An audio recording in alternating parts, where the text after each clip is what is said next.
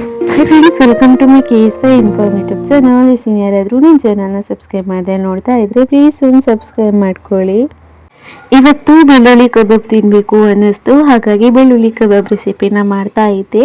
ಇದನ್ನು ಮಾಡೋದಕ್ಕೆ ನಾವು ದೊಡ್ಡ ದೊಡ್ಡ ಪೀಸ್ ಆಗಿರುವ ಚಿಕನ್ನ ತಗೊಂಡಿದ್ದೇವೆ. ಅದಕ್ಕೆ ಒಂದು ಮುಷ್ಟಿ ಆಗುವಷ್ಟು ಕರಿಬೇವು ಸೊಪ್ಪು, 1 ಟೀ ಸ್ಪೂನ್ ಆಗುವಷ್ಟು ಕರಿಮೆಣಸು, ಚಕ್ಕೆ, ಲವಂಗ, ಹಾಗೆ 2 ಗಡ್ಡೆ ಬೆಳ್ಳುಳ್ಳಿ, ಒಂದು ಸ್ವಲ್ಪ ಶುಂಠಿ, ಹಾಗೆ ಒಂದು 10-15 ಖಾರಕ್ಕನುಗುಣವಾಗಿ ಕರಿಮೆಣಸು. ಇದನ್ನು ರುಬ್ಕೊಂಡು ಅದನ್ನು ನಾವು ಒಂದು ಪಾತ್ರೆಯಲ್ಲಿ ಹಾಕೊಂಡು ಅದಕ್ಕೆ ಉಪ್ಪು ಹಾಗೆಯೇ ಅರಿಶಿನ ಸೇರಿಸ್ಕೊಂಡು ಇದಕ್ಕೆ 1-2 ಟೀ ಸ್ಪೂನ್ ಆಗುವಷ್ಟು ಕಾರ್ನ್ಫ್ಲವರ್, 2 ಟೀ ಸ್ಪೂನ್ ಆಗುವಷ್ಟು ಅಕ್ಕಿ ಹಿಟ್ಟು ಇದನ್ನು ಹಾಕ್ಬಿಟ್ಟು ನೀಟಾಗಿ ಮಿಕ್ಸ್ ಮಾಡ್ಕೊಬೇಕು ಚೆನ್ನಾಗೇನೆ.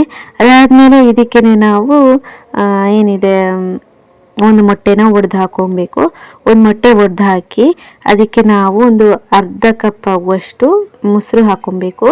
ಅರ್ಧ ಕಪ್ ಮೊಸರು ಹಾಕ್ಕೊಂಡು, ಗಟ್ಟಿ ಮೊಸರು ಆಗಿರಬೇಕು, ಹಾಕಿ ನೀಟಾಗಿ ಮಿಕ್ಸ್ ಮಾಡ್ಕೊಬೇಕು. ಚೆನ್ನಾಗಿನೇ ಎಲ್ಲನೂ ಹಾಕಿ ಕಲಿಸ್ಕೊಬೇಕು. ಅರ್ಧ ಹೋಳು ನಿಂಬೆ ಹಣ್ಣಿನ ರಸನೂ ಹಿಂಡ್ಕೋಬೇಕು. ಎಲ್ಲನೂ ಮಸಾಲೆ ಚೆನ್ನಾಗಿ ಹೊಂದ್ಕೊಳ್ಳೋವರೆಗೆ ಮಿಕ್ಸ್ ಮಾಡಿಬಿಟ್ಟು ಚಿಕನ್ನ ಇದಕ್ಕೆ ಹಾಕ್ಕೊಬೇಕು. ನಾನಿಲ್ಲಿ ಜಾಸ್ತಿ ಚಿಕನ್ ತಗೊಂಡಿದ್ದೀನಿ, ಹಾಗಾಗಿ ಜಾಸ್ತಿ ಐಟಮ್ಸ್ ಎಲ್ಲ ಹಾಕ್ಕೊಂಡಿದ್ದೀನಿ. ನೀಟಾಗಿ ಮಿಕ್ಸ್ ಮಾಡಿಬಿಟ್ಟು ಒಂದು ಅರ್ಧ ಗಂಟೆ ಹಾಗೇನೆ ಎಳ್ಕೊಳ್ಳೋಕ್ಕೆ ಬಿಡಬೇಕು. ಅದಾದಮೇಲೆ ನಾವು ಎಣ್ಣೆ ಕಾಯೋದಕ್ಕೆ ಇಟ್ಬಿಟ್ಟು ಚೆನ್ನಾಗಿನೇ ಫ್ರೈ ಮಾಡಬೇಕು. ಅರ್ಧ ಗಂಟೆ ಜಾಸ್ತಿ ಎತ್ತಿಟ್ಟು ಪರವಾಗಿಲ್ಲ, ಸೂಪರ್ ಟೇಸ್ಟಿಯಾಗಿ ಬರುತ್ತೆ. ನೀಟಾಗಿ ಎರಡು ಬದಿ ಚೆನ್ನಾಗಿನೇ ಫ್ರೈ ಮಾಡಿದರೆ ಬೆಳ್ಳುಳ್ಳಿ ಕಬಾಬ್ ರೆಡಿ ಆಗುತ್ತೆ.